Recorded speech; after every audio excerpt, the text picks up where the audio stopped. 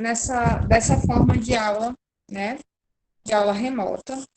Espero, né, que todo mundo esteja bem. E é isso, né? Vamos iniciar nossa aula. Gente, como vocês sabem, o nosso livro, né, já está bem pertinho do final, né? Vocês sabem disso, percebem, né?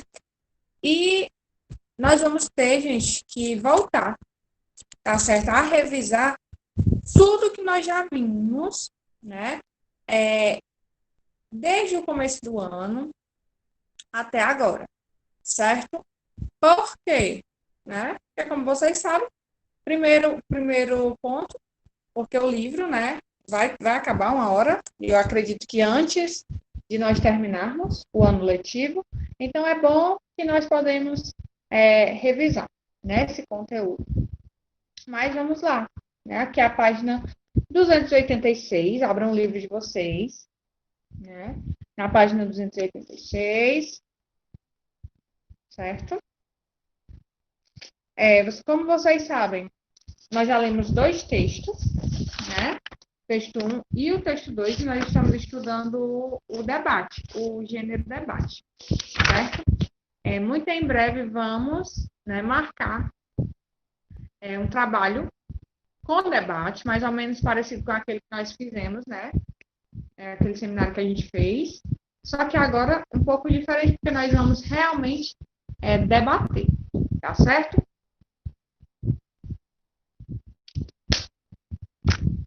Provavelmente esse trabalho vai ser com menos gente, né? De trios ou de duplas, tá bom? Mas vamos lá. Iniciar aqui nossa correção. Página 286, texto 3. O título do texto é Eu tenho as compras. Publicitários e bancos estão de olho na mesada dos adolescentes. A gente viu? Pode sim, Sara, com certeza. Nós vimos, gente, que o primeiro texto diferia muito do segundo. Apesar dos dois terem a mesma temática, né, que era o consumismo, o texto 1 era a opinião de um Frei Beto, né, que a gente percebia claramente que ele era contra esse mundo consumista em que nós vivemos hoje. E o outro texto, contrariando o primeiro, era um texto quase que em forma de uma propaganda. Por quê? Porque falava muito bem de algumas lojas que têm novas tecnologias hoje. Então, eram duas vertentes aí desse mesmo tema, né, que é o consumismo. A Sara vai ler agora esse texto, e a gente acredita que vocês tenham lido também, né, para responder as atividades. E vamos lá, pode começar, Sara. Eu tenho as compras. Pais e filhos, quando vão discutir dinheiro, acabam diante de um dilema.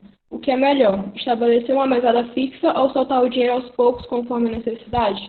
Esse segundo estilo, que vem crescendo nos dias de hoje, é apelidado de mesada pinga-pinga. Ambos os sistemas têm vantagens e desvantagens. Segundo os especialistas, a principal virtude da mesada fixa é que ela ensina o adolescente a lidar com as próprias finanças desde cedo. Ela serve como um ensaio para a vida adulta, porque o jovem entende o valor do dinheiro e aprende a administrá-lo. Já a mesada pinga-pinga, por outro lado, estimularia no adolescente a iniciativa e a capacidade de argumentar como forma de obter o que quer. Independentemente do estilo, é ponto pacífico que os jovens brasileiros de classe média nunca tiveram tanto dinheiro na mão. E eles consomem mesmo, principalmente roupa. Pesquisa da Fundação de Proteção e Defesa do Consumidor de São Paulo mostra que eles estão mais preocupados com a estampa que em se divertir. Mesmo os mais pobres gastam muito mais comprando roupas para sair à noite do que na noite em si. Outro dado é que cada vez mais adolescentes dão palpites nos produtos comuns da casa, principalmente na área tecnológica. Há 10 a 20 anos, o publicitário visava a dona de casa. Lembra Daniel Bárbara, diretor da agência DPZ. Hoje, ele deixou de se preocupar tanto com a mãe e se concentrou de uma vez no filho. É ele quem apita nas marcas da maior parte dos eletroeletrônicos. Os jovens gostam de consumir e sabem o que querem em termos de marcas e produtos. Não há nada de errado nisso. Os pais, no entanto, ganharam um problema extra. Além de conversar sobre sexo, namoro, drogas e escola, cada vez mais terão de falar com os filhos sobre dinheiro. Excelente. Esse texto, né? Dos três textos, eu acho esse aqui, os três são interessantes, mas eu acho esse o mais interessante, dos três que nós lemos. Né? Qual a temática, gente, desse texto? Sobre o que é o assunto central desse texto? Foi que vocês conseguiram aí perceber diante desse texto? Qual a temática principal dele? É discutir sobre o quê? Falar sobre o quê? O que é que vocês acham? E aí, me respondam. Qual a temática principal aí desse texto? Eu tenho as contas.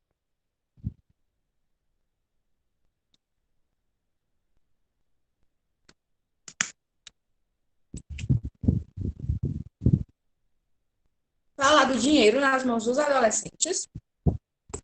Exatamente.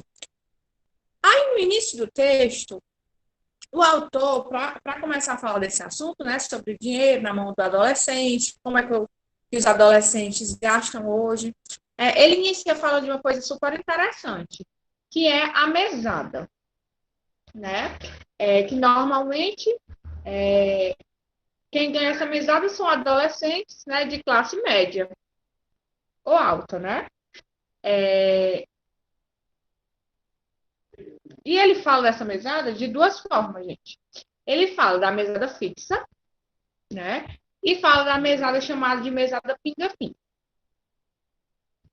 A mesada fixa seria aquela mesada que o pai ou a mãe, né, dá uma quantia ao filho, né, o filho adolescente, e o filho adolescente, né, o filho pode fazer o que quiser ali com aquela mesada.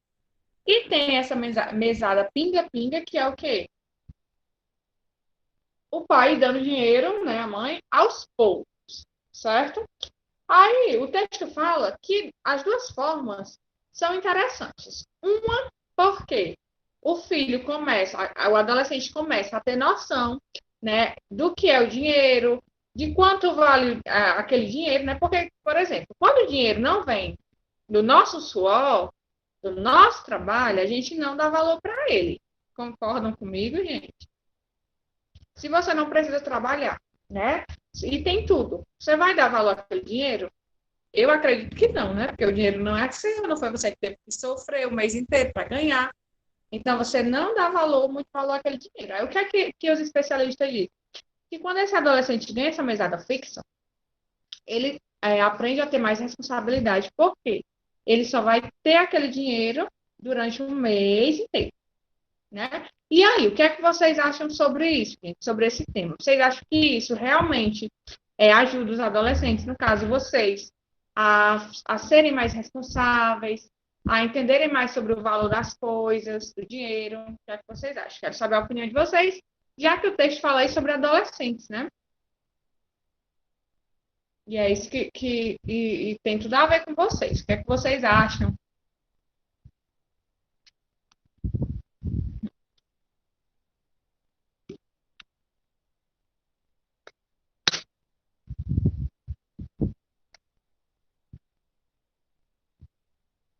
Normal, né? Também no meu tempo não existia isso, não.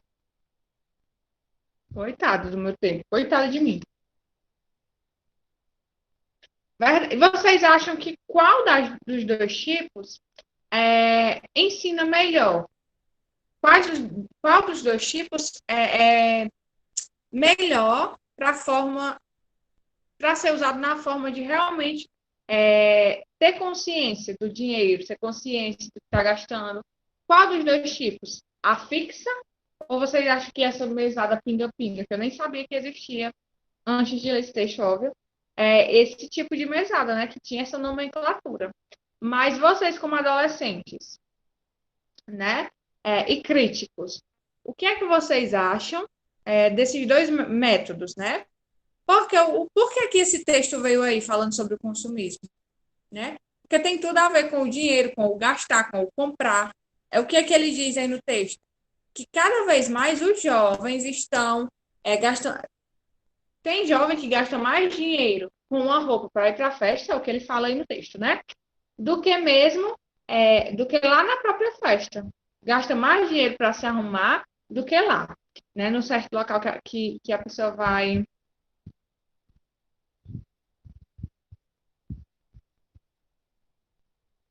A Sara acha que é a pinga-pinga. Porque quando se tem o dinheiro fixo, a vontade é de gastar tudo de uma vez só. Verdade, né, Sara? Eu acho que as duas, concordo com a Sara, mas eu também acho que as duas, né, são bem interessantes, porque a fixa vai te dar vontade de gastar o dinheiro todo, né? Mas você também vai ter que ter a consciência de que aquele dinheiro tem que durar o mês inteiro, né? Porque você só vai ter aquele dinheiro no outro mês. Se os pais forem rígidos, né? E disserem, vou lhe dar esse valor X, mas não vou te dar mais nada, né? Mas como é que eu posso? Mais nada não, né? Que os pais dão tudo aos filhos. Não vou te dar mais dinheiro. O jovem vai ter que ter a consciência de que aquele dinheiro tem que durar um mês inteiro. E a pinga-pinga é bom porque você também vai aprender da mesma forma que a fixa, né? Muito interessante.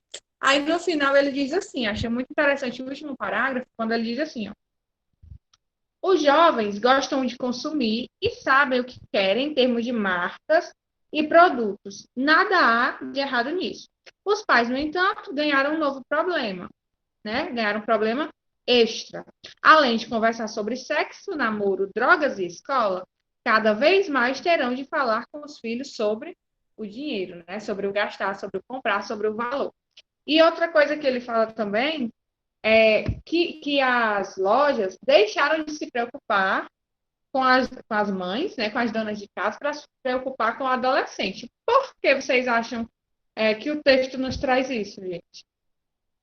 Por que será que uma loja, por exemplo, visa mais o adolescente do que a dona de casa, do que a mãe? Por exemplo, se vai a mãe e o filho comprar uma TV, por exemplo, né, ou um celular. E o vendedor vai focar em quem? Querer mostrar coisas tecnológicas, de última geração para a mãe ou para o adolescente? Para o adolescente, né? Exatamente isso, cara.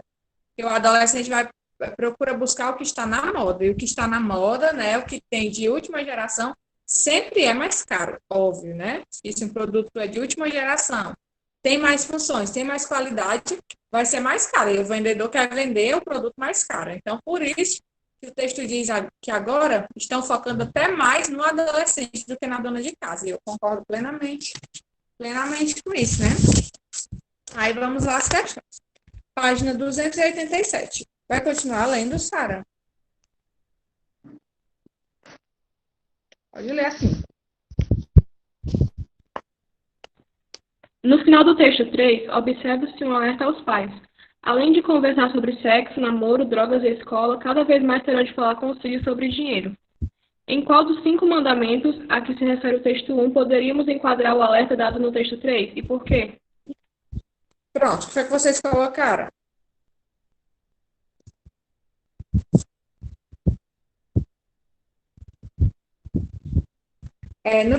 No último parágrafo aí do texto, né, o autor fala, né, que os pais, além de se preocuparem com tudo que já se preocupavam, agora ainda tem que se preocupar em conversar com os filhos sobre o dinheiro.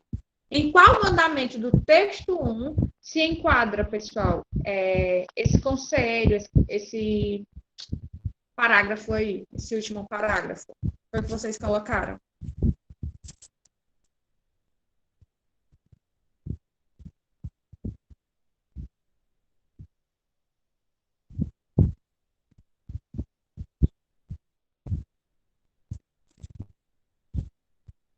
Conseguiram fazer essa questão?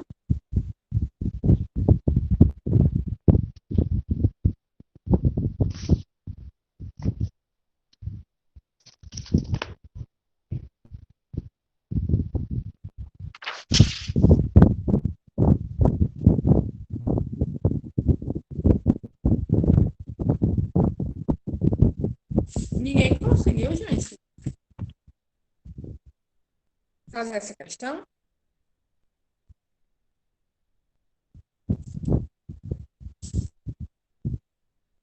No texto 1, tinham 5 mandamentos, né? Vocês iriam colocar aí Com que mandamento se encaixa esse último parágrafo? Aí vocês vão colocar, já que não fizeram, né? Com o mandamento número 5, certo? Então, coloquem aí. Relaciona-se, questão 5. Relaciona-se ao mandamento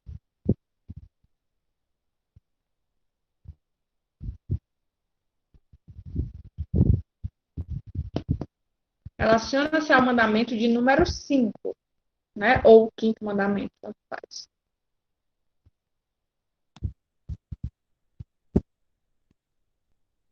Pois fala, para vocês anotarem, tá?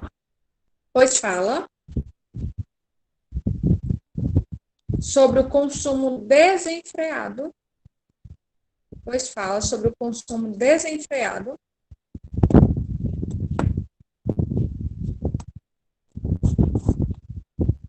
dos adolescentes.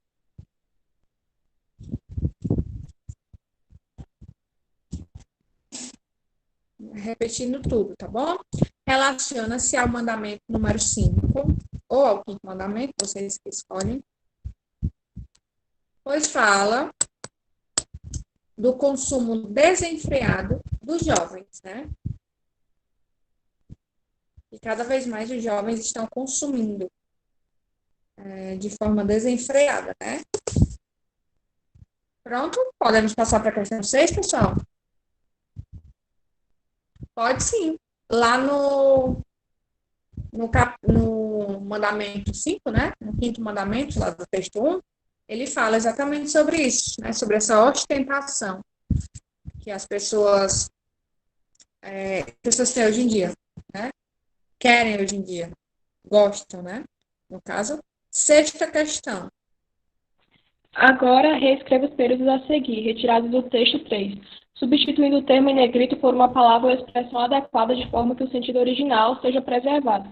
Faça apenas as alterações necessárias. Letra A. O que é melhor, estabelecer uma mesada fixa ou soltar o dinheiro aos poucos, conforme a necessidade?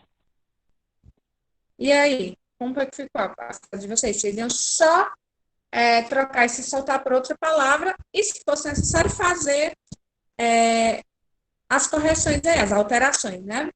Como foi que ficou?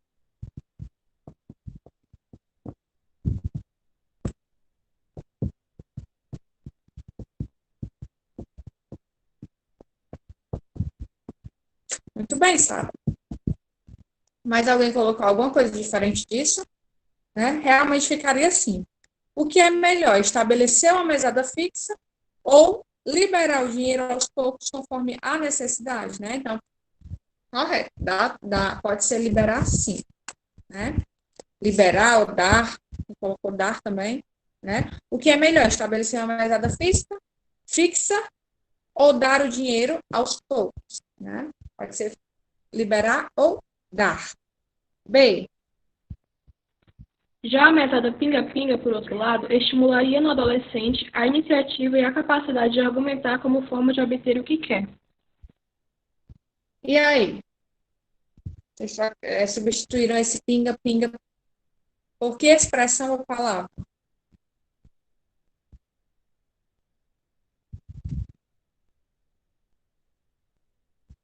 Dada aos poucos, correto? Poderia ser parcelado também, né? Dividida. Quem colocou dada aos poucos, parcelada ou dividida, dá certo aí nessa frase, né? Já a mesada dada aos poucos, por outro lado, estimularia o adolescente a iniciativa e capacidade de argumentar, né? Ou poderia ser já a mesada dividida, já a mesada parcelada. Por outro lado, estimularia no adolescente a iniciativa de argumentar, né? Então, correto. Item C. É ele quem apita nas marcas da maior parte dos eletroeletrônicos. E aí? Esse caso aí desse apita, né? Nesse contexto, poderia ser trocado por que palavra? Por qual palavra aí essa troca não perderia o sentido?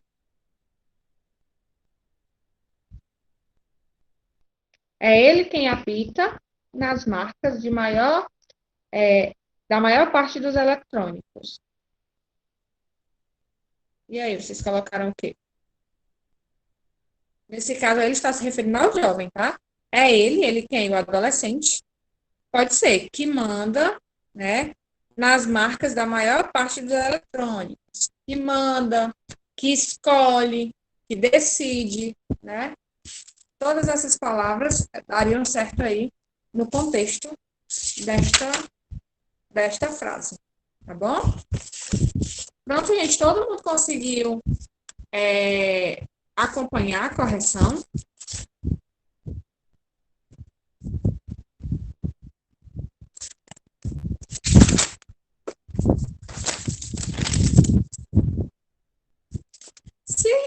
Se todo mundo acompanhou, vocês vão agora passar aí para a página 288, certo? Saindo aqui um pouquinho dos textos, vamos agora para uma análise linguística, né? Vamos para a parte gramatical. Conteúdo. Aí, vocês perceberam que só em uma folha está resumida esse conteúdo. Óbvio, tá? Esse conteúdo está dividido em partes, né? Nós vamos ver aí a parte 1. Uma coisa bem interessante no livro de vocês, nos conteúdos do 9º ano. Vocês viram muitos conteúdos, né, complexos no decorrer do ano, mas o capítulo 7 e o capítulo 8, na minha visão, tá? São conteúdos bem simples, né? Os conteúdos mais simples do ano todo estão aqui dentro do capítulo 7 e do capítulo 8 do livro de vocês. Tanto que nós vamos estudar agora sobre a estrutura das palavras, né? Quando eu falo, gente, de estrutura das palavras, o que é que vem na mente de vocês? O que é que vocês pensam? Quando eu falo assim, estrutura da palavra, estrutura das palavras, estrutura de uma palavra, o que é que vem na mente de vocês? Quando eu falo de estrutura de palavras?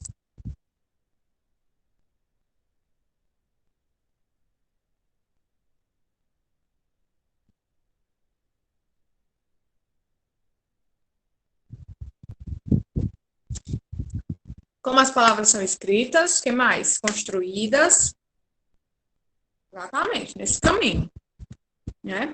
E vocês podem ver aí que tem assim, radical e afixos.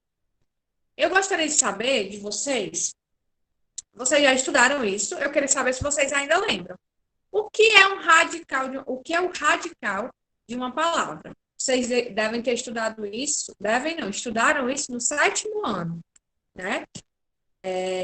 Até no 5º. No 5º ano do ensino fundamental, vocês também estudaram isso. O que seria o radical de uma palavra? Alguém saberia me explicar com suas próprias palavras? Não lembra? Tudo bem. Vocês vão ver que é um conteúdo bem simples, porém tem essas nomenclaturazinhas que vocês têm que aprender, né? Para saber identificar. Então, o conteúdo está dividido em partes. E a primeira parte nós vamos falar sobre 2 coisas da palavra, certo? Sobre o radical e sobre os afixos, certo? Sabendo que esses afixos, eles são separados em 2 tipos, os prefixos e os sufixos. Nós vamos ver agora, certo? Observe. Vou só ler os exemplos, tá? Se você for continuar a ler, Sara, você me diz aí no chat, ou outra pessoa que queira ler também. Mas vou ler só esses exemplos aqui para vocês. Crianças, criançada, criancinha. Né? Vocês observaram aí 3 palavras, né? Criança, criançada e criancinha. O início dessas palavras está grifado de azul. Nós vamos ver o que é que isso significa. O porquê de eles estarem grifados. O que é que isso significa? Vamos lá, Sara. Pode começar a ler aí o primeiro ponto. Nessas palavras, o elemento crian não muda, é invariável. A esse elemento damos o nome de radical. Por esse motivo, o radical serve de base para a formação de outras palavras, que manterão seu sentido básico. Assim dizemos que o radical é a parte imutável da palavra e contém seu significado básico. Continua? Só um minuto. Daqui a pouco, aí você continua a leitura. Pronto, pessoal. Então, o radical é basicamente o quê? A parte da palavra que é imutável, certo? O início da palavra, né? A parte que é imutável, ou seja, a parte que não muda, a parte que carrega o significado daquela palavra, né? Então, entenderam essa parte do radical? O radical é a parte da palavra que é imutável, certo? Que dá origem aí a outras palavras, né? Que não muda. Como, por exemplo, aqui, vamos lá em livro, né? Eu tenho livro e a livraria, as palavras livro e livraria. Qual seria aí o radical dessas palavras? Livro e livraria.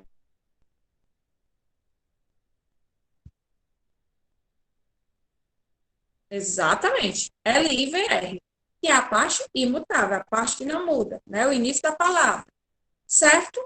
Isso se chama de radical, certo? Toda palavra, né, tem um radical. Aí vamos aí. Pode continuar, Sara.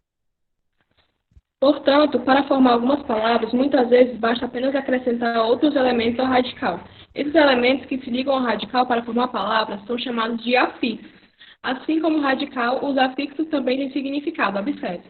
Normal, anormal, feliz, infeliz, necessário, desnecessário, motor, motorista, atual, atualmente. Continua? Sim.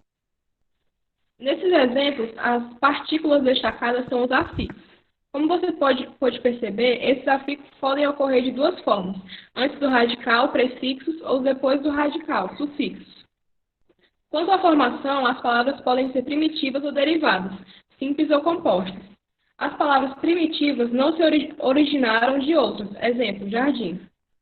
As palavras derivadas se originaram de outras, exemplo, jardineiro. As palavras simples têm apenas um radical, exemplo, água. As palavras compostas apresentam mais de um radical, exemplo, aguardente. As palavras que apresentam o mesmo radical são chamadas de cognatas, exemplo, real, realizar, realmente e surreal. Perfeito. Né? Então, a gente já sabe aí que o radical é aquela parte da palavra que não muda. Mas, né, entretanto, ao radical podem ser acrescentadas outras partes, certo? Essas partes são chamadas de afixos, que estão aí divididos em dois, né? Prefixo e sufixo. Quem saberia me dizer a diferença do prefixo para o sufixo? Conseguem diferenciar? Por que um é chamado de prefixo e o outro de sufixo? Exatamente isso. Pré já está dizendo, né? Antes. Prefixo é quando é acrescentada alguma parte ao meu radical. E o sufixo é aquilo que vem depois do radical. Quando eu digo assim, gente, infeliz. Quando eu digo a palavra infeliz, qual é o radical desta palavra? Infeliz.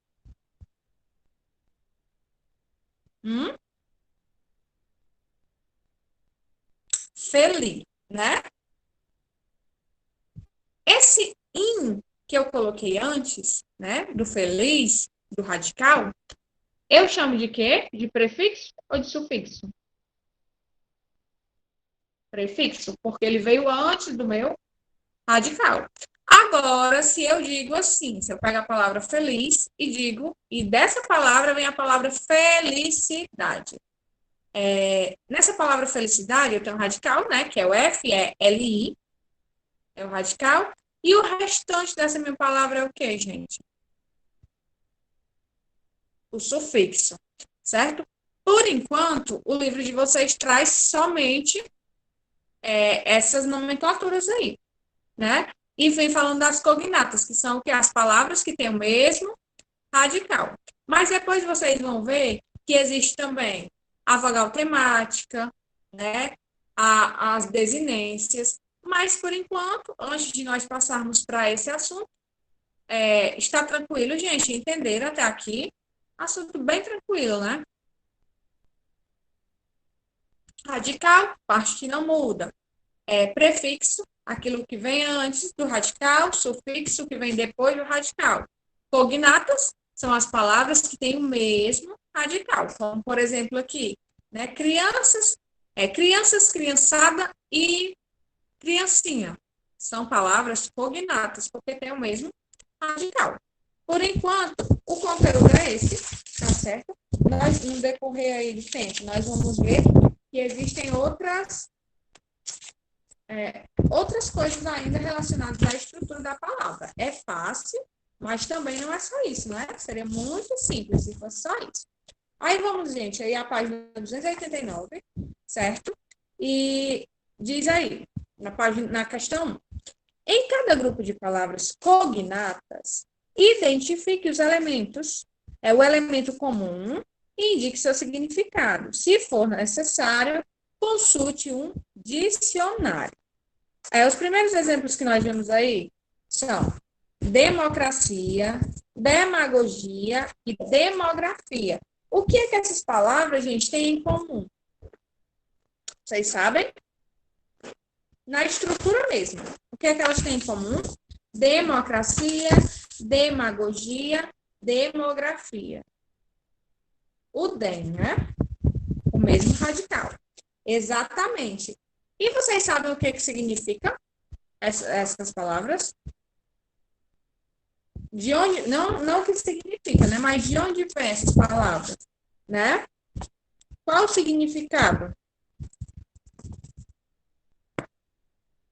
Eu acredito que para isso vocês irão ter que fazer uma pesquisa, tá bom?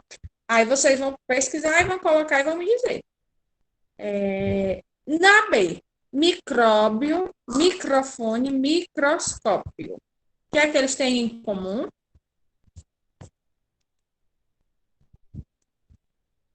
Micro, né? Micróbio, microfone, microscópio. Microscópio. O micro. E vocês sabem o que significa isso? Micro significa o quê? Porque vocês sabem que as palavras, né? Além dessa estrutura, do radical, dos afixos, toda palavra vem de algum lugar, né? Toda palavra brasileira, que nós usamos na nossa língua portuguesa, ela tem origem de alguma palavra, né? As palavras aqui da nossa língua não surgiram do nada. Elas vêm de alguma palavra. Pode ser uma palavra latina, uma palavra grega, né? E normalmente tem um significado, certo? Micro significa o quê? Micro, eu acho que dá para vocês entenderem, né? Sem pesquisar. Exatamente, micro vem de algo muito pequeno, né? Algo pequeno. É isso que vocês vão colocar na questão. As que vocês não sabem, vocês vão pesquisar. Não vou dizer, tá bom? Correta, tá, Sara? No item C eu tenho audição, auditório e audiometria. O que elas têm em comum, essas três palavras? Auditório, audição e audiometria. O radical audi, certo? Muito bem.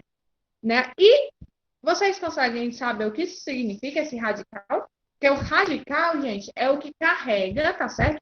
O significado da palavra. Como em micro, né? Micro significa pequeno. E áudio significa o quê? Vocês conseguem identificar? Vem de que? Qual o significado? Vem de que palavra? Vamos pesquisar, tá bom? Amanhã a gente fala sobre isso. E D.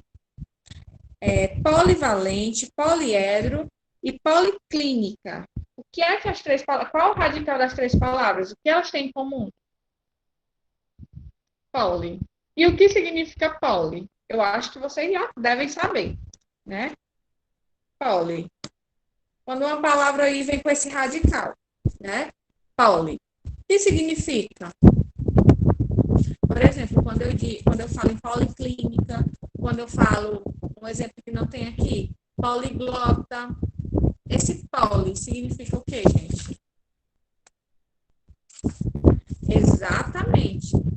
É isso mesmo. Poli vem de vários, né? Quando eu falo que alguém é poliglota, por exemplo. Eu estou dizendo que aquela pessoa sabe falar várias línguas. Quando a gente fala aí da policlínica, o que é que a gente quer dizer? Por que é que a gente chama de policlínica?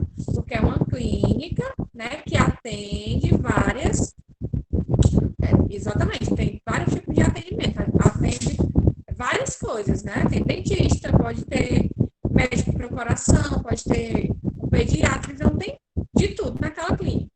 Então, é interessante também que vocês saibam disso, que o radical não é só a parte imutável da palavra. No radical é onde se concentra o significado, né, daquela palavra, tá bom? Vocês vão fazer aí essas atividades, certo? Sobre isso, bem simples, questões bem fáceis, tá bom? E amanhã a gente faz essa correção. Queria agora que vocês colocassem o número de vocês no chat, gente. Desejar a vocês uma boa tarde. Cuidem-se e fiquem com Deus. Vou fazer a frequência de vocês.